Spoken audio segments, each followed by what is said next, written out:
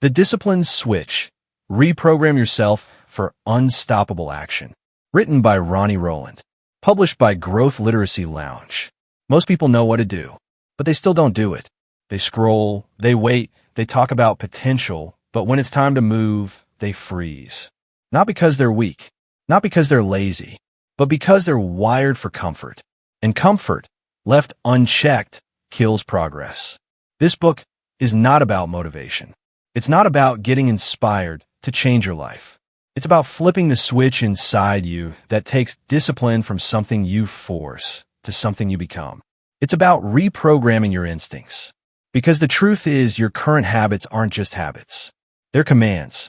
Every time you hit snooze, every time you delay, every time you give into comfort, you're reinforcing a system. Not just behavior, but identity. You don't need more time. You need more control. And that begins with building a new relationship with discipline. One that doesn't wait for ideal conditions, but one that activates on command. Tony Robbins said, "It's not what we do once in a while that shapes our lives. It's what we do consistently." That's the core of this book. Consistency over motivation. Action over impulse. Direction over emotion. This isn't a book you just read. It's a blueprint you apply. Not someday. Not when it's easy. Now.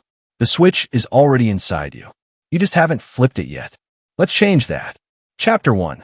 Break the loop and reclaim control. You know the feeling. You promise yourself today will be different. But hours pass and nothing changes. You end the day frustrated, disappointed, and more convinced that discipline is out of reach. That is the loop. You don't lack the desire to improve. You're just stuck in a cycle that rewards hesitation and punishes action. If you want to change your life, you must break the loop, and it starts with one brutal truth. You've been obeying the wrong voice. Every time you say, just 5 more minutes, or I'll start tomorrow, you're not just making a decision. You're reinforcing a pattern.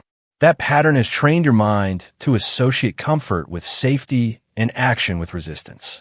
But the truth is, staying where you are is far more dangerous than pushing forward. Growth never happens in comfort, and the longer you wait, the harder it becomes to move. Discipline doesn't begin with massive change. It begins with reclaiming your control in small moments. The moments where excuses feel loudest. When the alarm rings and your body says no, that is the battlefield. When the task looks hard and your mind whispers later, that is the fight. These are not minor decisions. These are turning points. And every time you choose action over delay, you start rewiring your brain to respond differently. Right now, your default is hesitation. That's not weakness, it's programming. You've trained yourself to wait, to delay, to overthink. That's why your first instinct is to pause instead of move. But instincts can be retrained. The same way you learn to delay, you can learn to act. And the fastest way to reprogram your mind is to remove the space between thought and action. When you feel the urge to act, move. Not in 5 minutes. Not when it's convenient. Immediately. Because in that brief window, those first few seconds, your brain is vulnerable. It's searching for direction. If you hesitate, your mind will flood with reasons to stop. But if you act before those thoughts take over, you win. That's how you break the loop. Not by waiting to feel ready, but by forcing motion before resistance can grow. You have to decide that from now on, action is your new baseline. Not reaction, not emotion, just deliberate, immediate action. That means getting up when the alarm rings. That means opening the book instead of scrolling. That means starting the task even when it feels uncomfortable. Discipline is not about doing what you feel like. It's doing what you've decided, no matter how you feel. This isn't about being perfect. It's about being consistent in the moments that count. Even a single win against hesitation builds momentum. And momentum is power. It's how you go from someone who talks about change to someone who lives it. The more you win these small battles, the more your identity shifts. You stop seeing yourself as someone who struggles with discipline. You start seeing yourself as someone who acts, regardless of circumstance. You can't wait for your life to feel right before you act. You must act until your life becomes right. That is the switch. That is the point where you stop being controlled by impulses and start becoming the one in control. Discipline is not something you hope for. It's something you create, one decision at a time. Today is your chance to begin again. Not tomorrow. Not next week. Now, take control of the moment. Force yourself to act. Break the loop. And once you do, don't look back. This is the first step, not just toward action, but toward becoming the kind of person who never waits to begin. Chapter 2. Kill the delay and trigger momentum. The gap between thought and action is where your discipline dies. You feel the urge to move, to work, to change, but then you pause. You tell yourself you'll do it in a minute. That minute becomes an hour. The hour becomes the next day. And just like that, momentum is gone. You didn't decide to fail. You just delayed. And delay is the slow poison that kills progress quietly. Most people don't lose because they quit. They lose because they wait. They wait for clarity. They wait for motivation. They wait for the perfect moment. But the perfect moment never arrives. That's because action creates clarity. Motion creates energy. You can't think your way into discipline. You have to move your way into it. And the way you start is by making hesitation your enemy. From this point forward, you must treat hesitation as a threat. The second you catch yourself stalling, you act. Not tomorrow. Not later. Immediately. That is how momentum begins. It starts with one simple rule. When it enters your mind, do it. That could be as small as picking up your shoes to train, as quick as standing up when the alarm rings, as basic as opening the book. The size of the action doesn't matter. What matters is the signal it sends. I act. I don't wait. When you delay, you feed the voice that says maybe later. But when you act, you shut that voice down before it gets loud. That is how disciplined people think. They don't wait to feel like moving. They condition themselves to move the moment the decision appears. That reflex, repeated over and over, becomes identity. Every time you act fast, you're training a new pattern. That pattern becomes instinct. And instinct is what carries you through the days when everything feels heavy. Because let's be honest, there will be days when it's hard to think clearly. Days when your emotions try to hijack your plans. But if you've trained yourself to move without waiting, you don't need perfect conditions. You just need the decision. Then you follow it with action, no matter what. Start testing yourself. Set a rule right now. Anytime you think of something beneficial, count down from 3, then move. 3, 2, 1, go. No thoughts, no debate, just action. It sounds small, but this is how you build momentum. Not by doing something huge, but by doing something immediate. That first step creates motion. Motion breaks resistance. Resistance is what kept you stuck. Think about the last time you finally started something. How long did it take for your mind to settle in once you began? Probably less than 5 minutes. That's because the hardest part is starting. Once you begin, the task gets lighter. But most people never get there because they lose the battle before it starts. Don't let that be you. Stop waiting. Start before you feel ready. That's how you win. Discipline isn't about how you feel, it's about how you respond. And the faster you respond, the more power you gain. When you eliminate the space between intention and movement, you eliminate the excuses that breed inside that space. The truth is the disciplined life doesn't come from doing more. It comes from doing now. If you want to change your results, change your response time. Train your mind to trigger action, not thought loops. Don't analyze. Don't rehearse. Don't scroll for another hour convincing yourself you're preparing. Just move. You can adjust once you're in motion. But nothing happens until you begin. You don't need a master plan. You don't need the perfect strategy. You need to act when the signal appears. That's it. Every small, instant action is a vote for the future you're trying to build. Keep casting those votes. And soon, the delay won't even show up. Just momentum. Just progress. Just you moving forward. Chapter 3. Silence the excuses and command yourself to move. Excuses don't always scream. Sometimes they whisper. They sound logical, even gentle. You're tired. You had a long day. You'll do better tomorrow. These are the lies you tell yourself that feel like truth. But the more you listen, the weaker you become. Discipline begins when you stop believing those whispers. You don't argue with them. You don't debate them. You override them. Every time you hesitate, the mind rushes in with reasons to delay. It builds a case against action. And if you're not prepared, you'll agree with it. You'll convince yourself that waiting is smart. That resting is deserved. That starting now isn't necessary. But those moments are not about logic. They're about control. Either you take control of your mind, or your mind takes control of you. You must learn to issue commands to yourself the way a leader does. No permission, no emotion, just direction. When you feel resistance, you don't soften your tone, you harden your will. You say, stand up, start now. Do not wait. That shift in language changes everything. You stop speaking as a victim and start speaking as a commander. And once your words change, your actions follow. Most people talk to themselves like beggars. Maybe I'll get it done.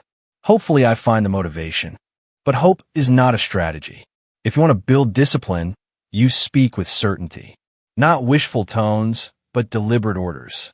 I will write. I will move. I will finish. Your brain obeys whatever voice you give the most power. Make sure it's not the voice of excuses. Excuses are clever. They know your weaknesses.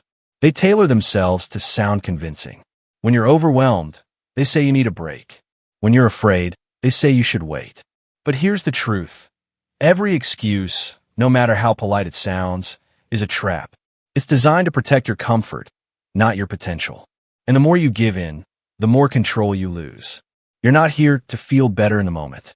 You're here to win the war over yourself.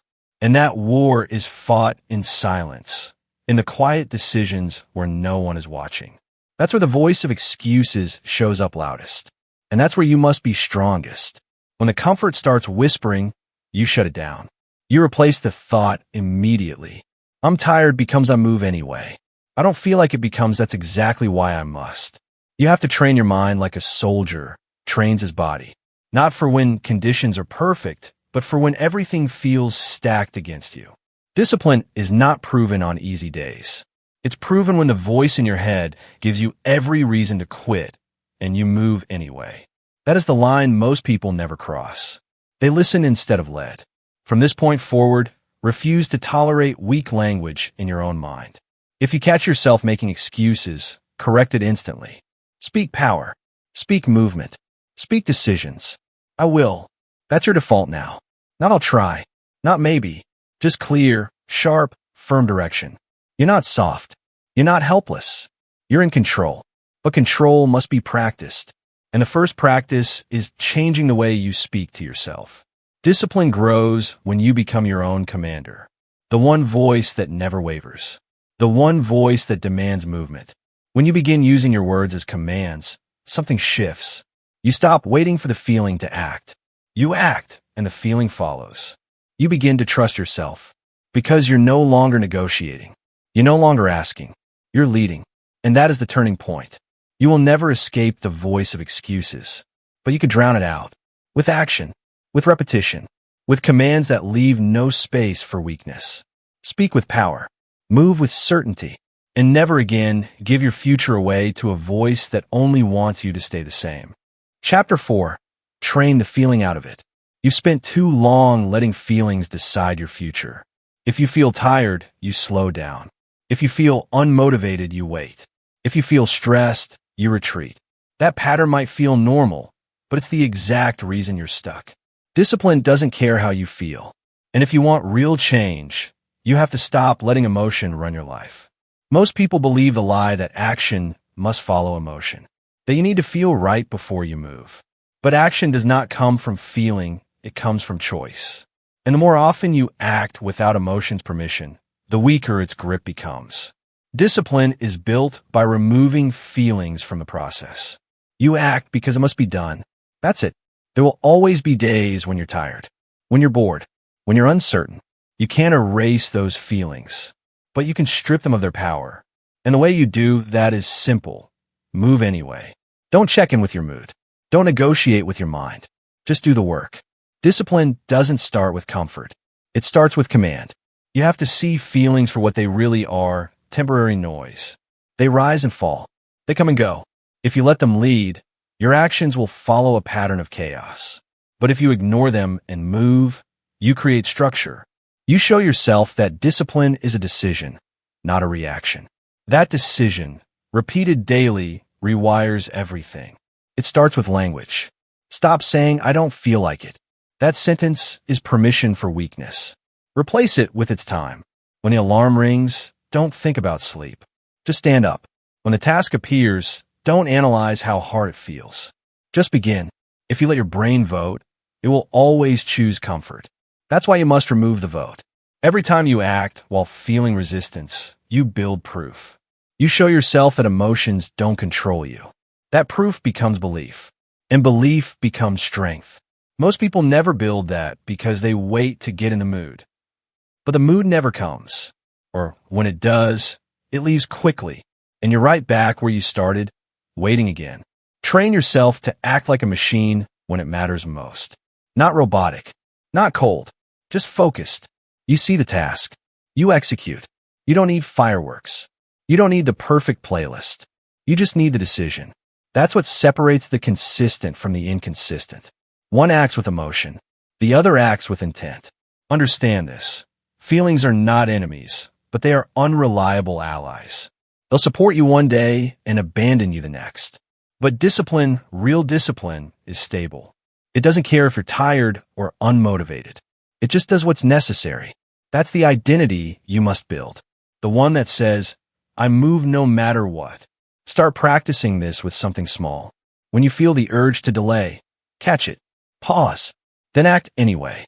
It doesn't have to be perfect. It just has to be immediate. Over time, your brain adapts. It stops expecting a feeling first. It starts expecting movement. That shift is the foundation of power. The more often you take action in the absence of emotion, the more free you become. Free from hesitation. Free from inconsistency. Free from being at the mercy of your own moods. That freedom is what gives disciplined people their edge. They don't need to wait. They just go. From this moment forward, stop asking how you feel about action. That question is irrelevant. Ask instead, what needs to be done? Then do it, whether you feel ready or not, whether the conditions are perfect or not. Discipline doesn't wait for you to feel like it. And if you want to win, neither can you. Chapter 5. Build the identity before the outcome. You don't become disciplined by reaching your goals. You become disciplined by becoming the kind of person who doesn't need goals to act. The mistake most people make is chasing the result before they've built the identity. They focus on the finish line instead of becoming the runner. But real transformation begins when you flip that order. Become the person first. The results will follow. Every action you take is a vote for the kind of person you believe you are. When you skip the workout, you're voting for someone who quits. When you delay the task, you're voting for someone who avoids pressure. But when you move immediately, when you follow through without negotiation, you're casting votes for a new identity, one built on discipline. Stop telling yourself you're trying to be more disciplined. You're not trying. You're training. And training means showing up even before the proof arrives. You act like the person you want to become until you are. Not once. Not when it's convenient. Every day. Because discipline doesn't come from what you achieve. It comes from what you repeat. You must decide who you are long before the evidence supports it. Most people wait. They want to see change before they believe in themselves. But belief comes first. You say, I am disciplined, not because you've earned it, but because you've chosen it. And the more often you back that choice with action, the faster it becomes true. This is not about pretending. It's about programming. Your mind accepts what you feed it consistently. If you keep repeating weakness, it will become your identity. If you repeat strength, the same rule applies. Identity is not fixed. It's a construction. You either build it on excuses or on execution. Tell yourself the truth, even if it feels uncomfortable. You're not stuck. You're just repeating the wrong patterns. The good news is that repetition works in both directions. If you've trained yourself to delay, you can train yourself to move. If you've built the habit of quitting, you can build the habit of finishing. It starts with one decision. I am not that person anymore. Act like the version of you that already lives the life you want. The version that doesn't snooze the alarm. The version that doesn't scroll for an hour before getting started. The version that handles discomfort with clarity and strength. That version exists. You just haven't lived in it long enough to believe it yet. That's what makes this process difficult. It's not the task, it's the shift. The old identity will fight back. It will try to remind you who you were. It will whisper that you're faking it. Ignore it. You're not faking anything. You're replacing a system that never served you with one that does. You must speak the new identity before it feels real. I am consistent. I follow through. I act without hesitation. These are not affirmations. These are directions. You don't say them to feel good. You say them to give your brain a job. And that job is to build a new standard. Discipline feels hard when you're acting against your current identity. But the moment your actions align with your new one, the resistance fades. Not because it gets easier, but because you stop questioning who you are. You no longer think, can I do this? You already know the answer. Of course you can, because it's what you do. From this moment forward, stop chasing the outcome. Chase the alignment. Become the person first. Make every choice reflect who you've decided to be. Over time, you won't need motivation. You won't need reminders. You'll just act, because that's who you are now. Chapter 6. Raise the standard and eliminate the middle ground. Discipline dies in the middle. The place where it's okay to miss a day. The place where effort is optional. The place where you're not failing, but you're definitely not rising. That middle ground feels safe, but it's the most dangerous place you can live. It's not painful enough to force change and not sharp enough to build strength. You coast. You drift. And one day you wake up wondering why nothing in your life looks different. If you want to build unshakable discipline, you have to raise your standards and eliminate the option of average. That means you stop allowing yourself to live between extremes. It's no longer I'll do my best. It's I'll do what's required.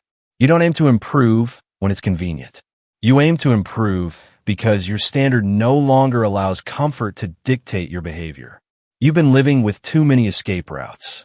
Back doors that let you off the hook the moment things get uncomfortable. That ends now. You remove the option to quit.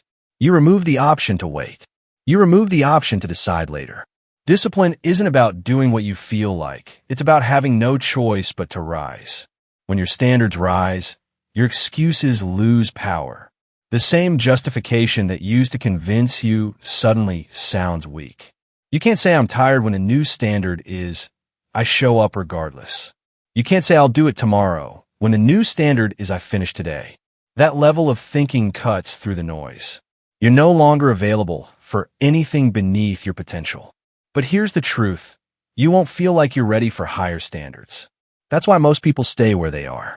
They wait to feel worthy. But worthiness comes from the work. You earn it by living up to what you expect from yourself. And the only way to do that is to raise the bar before you feel ready, then fight to meet it. You must become allergic to low effort. The moment you recognize yourself slacking, correct it. Don't excuse it. Don't explain it. Fix it. That's what high standards demand. Accountability without softness. You're not your feelings. You are your follow-through. And that truth must be stamped into your thinking every single day. Raising your standard doesn't mean working endlessly. It means showing up powerfully when it counts. It means finishing what you start. It means not letting laziness wrap itself in words like balance or self-care when you haven't earned either. There's a time to rest, but only after you've gone all in. This is where discipline separates itself. Anyone can move when it's easy, but the disciplined person moves when every part of them wants to stop. They don't listen to average. They don't entertain weak thoughts. They don't reason with the middle. Their actions are governed by the standard they've built, not the emotions they feel. You have to decide what's no longer acceptable in your life. Write it down. Make it clear. Then draw a hard line. No stepping back. No lowering the bar. Every time you stay true to that line, you reinforce who you are. And every time you cross it, you teach yourself that weakness is still allowed. That's not acceptable anymore. Discipline becomes real when there's no longer an option to slide. You do it because that's what's required. And what's required is non-negotiable. From this point forward, raise your standards so high that the old you doesn't stand a chance. Then live there. Not sometimes. Not when it's easy. Always. Chapter 7. Stack friction against weakness. Weakness wins when the path to it is smooth. When it's easy to skip, easy to delay, easy to escape the work, of course you give in. Not because you lack strength, but because you've made it too convenient to fail. You've made it effortless to quit. If you want to build real discipline, you need to reverse the system. You need to make weakness harder to access and make strength the easiest choice in the room. Discipline isn't just about willpower. It's about environment. It's about setup. It's about friction. Most people lose because they build their lives in a way that makes discipline the uphill climb. Their distractions are one click away. Their temptations are within reach. Their excuses are always available. But you can change that. You can rig the system in your favor. Start with this. Identify your most common escapes. The things you run to when you don't feel like working. The habits that steal your time, your focus, your effort. Name them. Then make them harder to reach. If your phone pulls you into distraction, put it in another room. If junk food weakens your energy, remove it from the house. If your bed is the place you hide, get up and change environments before it talks you out of progress. These sound like small adjustments, but they are weapons. Every added step creates just enough friction to interrupt the automatic behavior. And that pause is your opportunity to choose discipline. Your brain defaults to ease. That's not weakness, it's survival. But survival mode doesn't build greatness. What builds greatness is taking that instinct and rechanneling it. Make the disciplined path smoother. Lay your workout clothes out the night before. Set your workspace up so it's ready the moment you wake up.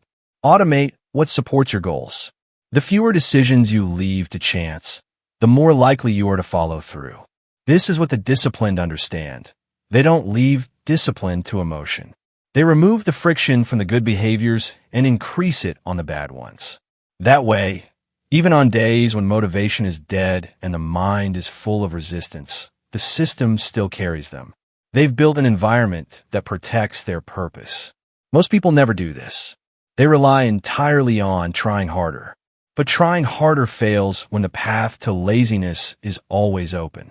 No matter how much you want to stay consistent, if the escape is sitting in your pocket, you'll use it. But if you raise the cost of distraction, make it annoying, make it inconvenient, make it something you have to consciously reach for, you take the power away from the default. Think about how hard you've made it to succeed. Think about how easy you've made it to fail. Now reverse it. That shift in structure will do more for your discipline than any burst of motivation ever could. You can also use friction in your language. The words you choose either ease you into weakness or shove you into strength. Saying, "I don't feel like it," reduces the weight of an action.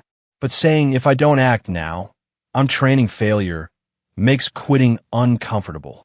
You create verbal friction. You add pressure where it matters. And pressure is what forces growth. Even your routine can be weaponized. Build triggers into your day that leave no room for debate. After you eat, you stretch. After you wake up, you train. After you finish work, you read. You don't wait until you feel like it. You anchor the action to something that's already happening.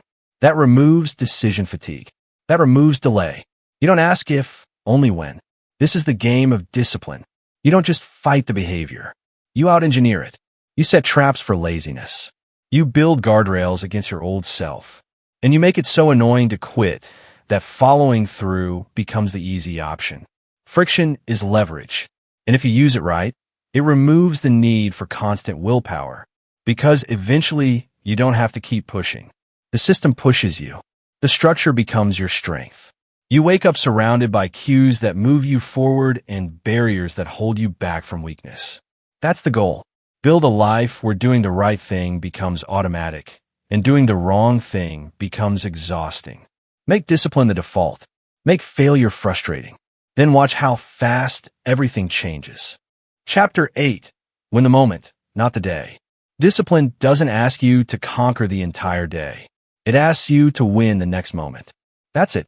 One decision, one action, one response. That's where your power is. Most people lose because they zoom out too far. They look at the mountain instead of the step. And when a mountain looks too high, they never begin. But if you narrow your focus to the next move, everything becomes possible. You don't need to dominate the next 8 hours. You need to make one strong choice right now. That's how a disciplined life is built. Not with grand gestures, but with consistent victories in small windows of time. The next time you feel overwhelmed, shrink the target. Don't think about finishing the workout. Think about putting your shoes on. Don't think about writing the chapter. Think about opening the document. The moment you act, the weight lifts. Because action cuts through pressure. And pressure fades once motion begins. Your brain will always try to complicate things. It wants to think ahead. It wants to forecast the pain, the boredom, the struggle. That's how it protects you. But that protection is also your prison. The more you think about the whole, the less likely you are to act. So stop looking at the whole. Look at the next decision and win it. This mindset removes the excuse of being too tired or not in the zone. You don't have to be at your best to win one moment. You don't have to feel powerful to make one move. The beauty of this approach is that anyone can apply it. No matter your circumstances, no matter your energy, you always have one more action in you. And when you chain those moments together, you create something unstoppable. Even failure becomes powerless in this system. If you mess up at 10 a.m., you don't carry it into the rest of the day. You reset. You focus on the next opportunity to act with strength. That's how you avoid the spiral. I already failed today, so I'll start tomorrow trap. You don't start over tomorrow. You start over now. You reclaim your momentum in real time. This is why the most disciplined people seem unfazed by setbacks. It's not that they don't slip, it's that they don't dwell. They win the next moment, and the one after that. That's how they stay ahead. Not with perfection, but with immediate correction. You must learn to talk to yourself like a coach in these moments. When a resistance shows up, don't collapse into it. Speak. Command. Just take the next step. That voice needs to be firm, direct, and unemotional. It doesn't care about how far you still have to go. It only cares about the next move. And once that move is made, it looks for the next one. That's how you build unbroken focus through relentless present tense action. Every goal you've ever set can be broken down into 100 tiny wins. So stop thinking you have to accomplish everything at once. Win now, then win again. The scoreboard takes care of itself when the moments are won with precision. You'll notice something else too. The more often you win moments, the more confidence you build. Not because your life changed overnight, but because you kept your word in real time. That trust is the foundation of discipline. And it starts with something as simple as showing up when it's easier not to. So the next time your mind tries to drag you into future stress or past failure, stop it. Bring your focus back to the only battlefield that matters, this moment. Don't aim to be perfect all day. Aim to be powerful right now. And if you do that often enough, you won't just change your habits. You'll change who you are. Chapter 9. Remove the option to retreat. Discipline grows when retreat is no longer on the table. As long as you leave the door open to escape, you'll use it. When things get uncomfortable, you'll tell yourself it's okay to back out. You'll find a way to justify quitting. But if you truly want to transform, you have to remove that option entirely. You have to burn the bridge that leads back to your old patterns and leave yourself with only one direction, forward. The reason most people stay stuck isn't because they don't know what to do. It's because they always allow themselves a way out. They keep one foot in their comfort zone. They keep old habits within reach. They keep excuses loaded and ready. So the second discipline demands more than they feel like giving, they retreat. Not because they can't continue, but because they never truly committed. You must decide that there is no more retreat. No more fallback plans. No more I'll try again next week. You're either in or you're not.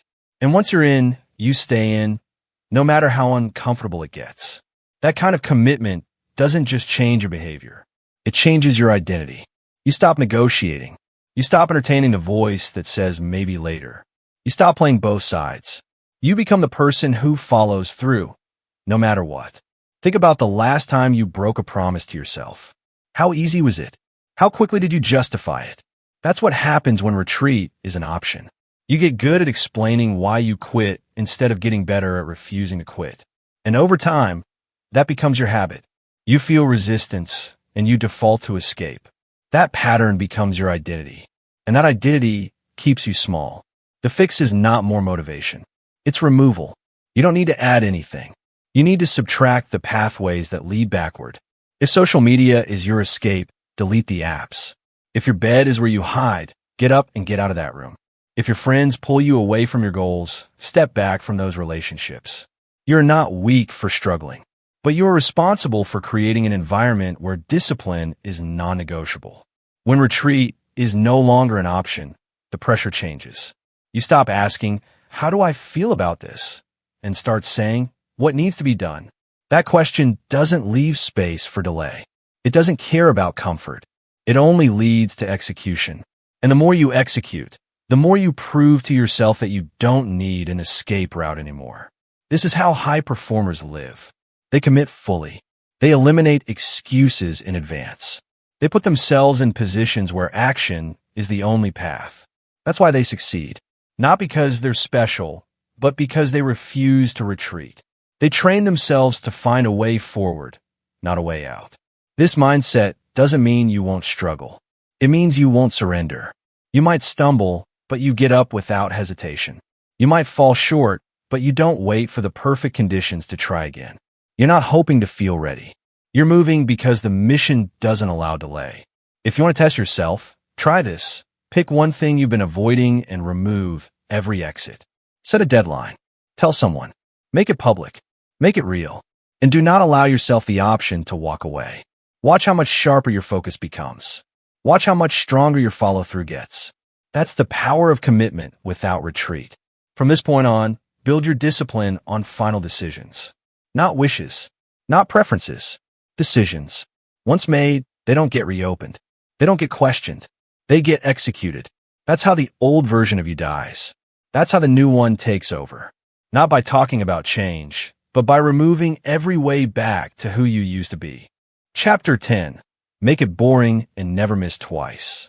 Everyone wants discipline to feel exciting. They want the rush, the fire, the movie scene transformation where everything suddenly clicks. But that's not how real discipline works. Real discipline is quiet, repetitive, unimpressive. It's doing the same things over and over, even when no one sees. Especially when no one sees. And if you can learn to embrace the boredom of consistency, you'll build a foundation no emotion can shake. Progress hides in repetition, not dramatic moments, not intense bursts of effort, just a slow, steady grind of showing up, doing the work, checking the box, again and again. That's what separates the people who get results from the ones who get frustrated. The ones who win have learned to stop chasing intensity and start honoring consistency. They don't need fireworks. They need rhythm. Most people don't quit because the goal is too hard. They quit because the path got boring. And instead of sticking to the process, they looked for something new. A new program, a new challenge, a new dopamine hit. But chasing novelty kills discipline. Because every time you start over, you lose momentum. And momentum is everything. Discipline means staying when the excitement fades. It means showing up on day 30 with the same focus you had on day 1. Maybe even more. Because you know that every repeat is sharpening your identity. Every unremarkable day is making you stronger. Every time you do it without the hype, you're building something permanent. You won't always feel progress. That's part of the test. You'll have days where it feels like nothing is changing. Days where the results don't match the effort. But if you can stick to the process anyway, if you can act without needing proof, you're already ahead of 99% of people. Because most will stop the second it feels slow. This is where the principle of never missing twice comes in. You will miss sometimes. You'll slip. You'll fall short. That doesn't break you. What breaks you is when one miss turns into two. Two turns into a week. A week turns into I'll start next month. You don't need to be perfect, but you must be relentless about the bounce back. One miss is life. Two is a decision. And that decision creates a new direction. So catch yourself early. Correct fast. If you missed the gym yesterday, go today.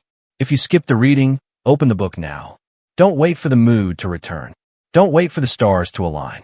Just return to the pattern. That return is more powerful than the streak. The people who build unbreakable discipline don't avoid failure. They just don't allow it to multiply. They don't pretend to be perfect. They just never stop returning to the process. That mindset keeps you grounded when everything else is chaotic.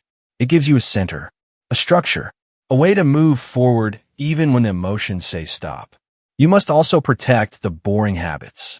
Don't underestimate their value. Drinking water, turning off your phone, writing your to-do list. These aren't small. These are anchors. They stabilize your day. They keep you from drifting.